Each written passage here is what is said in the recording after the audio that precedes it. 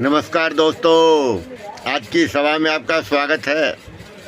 आज मैं आपको बतलाऊंगा भोलेनाथ शंभुनाथ को वस्तुएं अर्पण करते हैं। वो अर्पण करने में आपका भाव क्या होना चाहिए, आप क्या मन में धारण करें और वस्तु भोलेनाथ को अर्पण करें, इसके बारे में बता रहा हूँ।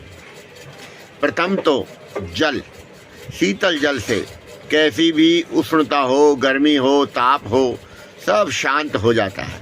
भोलेनाथ वन में रहने वाले, अकेले घूमने वाले, भवन का कोई पता नहीं, किसी स्थान का कोई पता नहीं, इसलिए उन्हें अच्छे शीतल मधुर जल से स्नान कराया जाता है तो वो प्रसन्न हो जाते हैं। जल से उनका मिट्टी, धूल आदि सब दूर हो जाता है। इसी प्रकार दूध लिया जाता है। दूध से शरीर पर चिपका हुआ जो भस्म विभूति है वह उतर जाता है। मल कर स्नान करते हैं। इसके पश्चात दही भी लेते हैं। दही से थोड़ा रुका हुआ, चिपका हुआ भी उसकी दही की खटाई से हट जाता है। फिर लेते शहद। शहद बालों में करते हैं, जटाओं में, तो भोलेनाथ कहते हैं वहीं से जो लगा हुआ है कीचड़ सब निकल जाएगा। फिर लगाया जाता है घी। घी से भोलेनाथ की त्वचा को जो रूखापन है वो चिकना हो जाता है और सुंदर दिखते हैं। फिर लगाते हैं बूरा।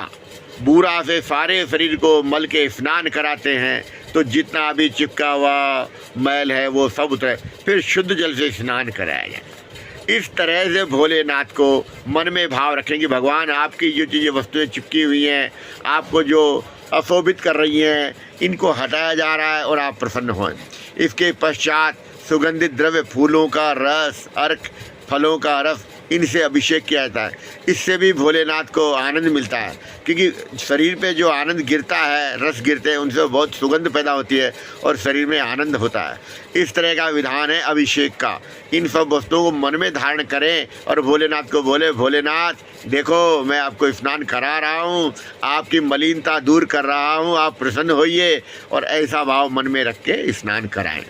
फिर सूखे वस्त्रों से पहुंचकर भोलेनाथ को यज्ञोपवीत पहनाएं, माला पहनाएं, इत्र लगाएं, चंदन लगाएं और वस्त्र धारण कराएं। और फिर उनके मन माफिक जो नैवेद्य है भोलेनाथ का, जो आप अपने हाथ से बनाते हैं, अपने घर में बनाते हैं, वह वस्तु ले जाएं, फल ले जाएं और बोले, भोलेनाथ ये स्वीकार करो और मेरा मनोरथ पूर्ण करो। क्योंकि देवों के देव महादानी हैं, वह सब कुछ देते हैं, लेकिन उन्हें प्रसन्न करना आना चाहिए।